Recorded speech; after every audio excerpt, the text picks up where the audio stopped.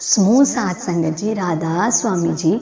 आज मैं आपको मास्टर जी के समय की एक और बहुत प्यारी, बहुत अच्छी सीख देने वाली और बहुत रूहानियत भरी साखी सुनाने जा रही हूँ।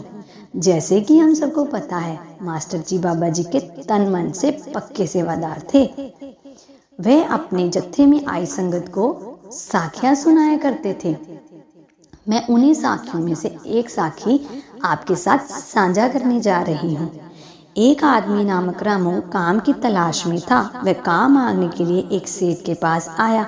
सेठ जी ने उसे नौकरी पर रख लिया।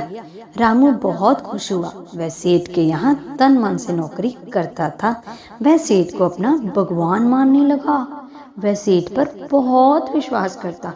रामू बहुत ही साफ दिल का इंसान था। उसके मन में ना कोई वैर, ना कोई विरोध और ना ही कोई चालाकी थी। जितने पैसे सेठ उसे तनख्वाह के रूप में देता, वह खुशी खुशी स्वीकार कर लेता। सेठ जब दूसरी बार उसे तनख्वाह देने लगा, वह कहता, आप ये पैसे अपने पास जोड़ते रहो, जब मुझे जरूरत होगी तब मैं ले लूंगा।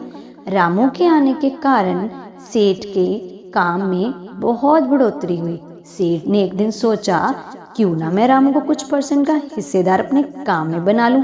सेठ ने कहा, आज के बाद तुम मेरे काम के 2% हिस्सेदार रहोगे। रामू ने सेठ जी की बात को मान लिया। कुछ साल बाद सेठ जी ने सोचा, क्यों ना मैं रामू का हिसाब लगाकर देखूं कि कितने पैसे बन गए। जब सेठ जी ने रामू का हिसाब लगाया तो सेठ जी हैरान हो गए। अब सेठ जी के मन में खोट आ गई, क्योंकि पैसे बहुत जुड़ चुके थे। तो सेठ जी की नीयत खराब हो गई। वे रामू को मारने की कोशिश कर रहे थे। एक दिन रामू के पेट में दर्द हुआ तो सेठ जी ने अपने यहाँ डॉक्टर बुला रामू को जहर का टीका लगवा उसे मौत के घाट उतार दिया। मास्टर जी ने कहा, भले लोग को अपने बाबा जी कहते हैं ना, अपने के कर्मों से कोई नहीं बचता और हमारे कर्म लौटकर जरूर आते हैं। अब आगे सुनो। बहुत सालों बाद सेठ जी के घर पुत्र का जन्म हुआ। जब वह नौजवान हुआ तो सेठ जी ने उसकी शादी करा दी। पर शादी के कुछ ही महीनों बाद सेठ जी का बेटा बीमार हो गया। पुत्र का बहुत इलाज करवाया, सब जोड़ी हुई पूंजी भी खत्म हो गई। एक दिन सेठ अपने पुत्र के पास बैठा सोच रहा था। इतने में उसे आवाज आई, सेठ जी कैसे हो, सब ठीक है ना? सेठ को लगा कि ये तो रामू की आवाज है। जब सेठ जी ने पलट कर देखा तो ये आवाज उसके पुत्र के मुंह से आ रही थी। पुत्र बोला, सेठ जी मैं तो वही हूँ जिसको आपने डॉक्टर से इंजेक्शन लगवा मार दिया था। रामू ने कहा, मैं तो अपना हिसाब किताब लेने के लिए आपके घर में पुत्र के रूप में आया हूँ। सेठ ने कहा, मेरा तो सब कुछ बिक गया और तुझे क्या चाहिए?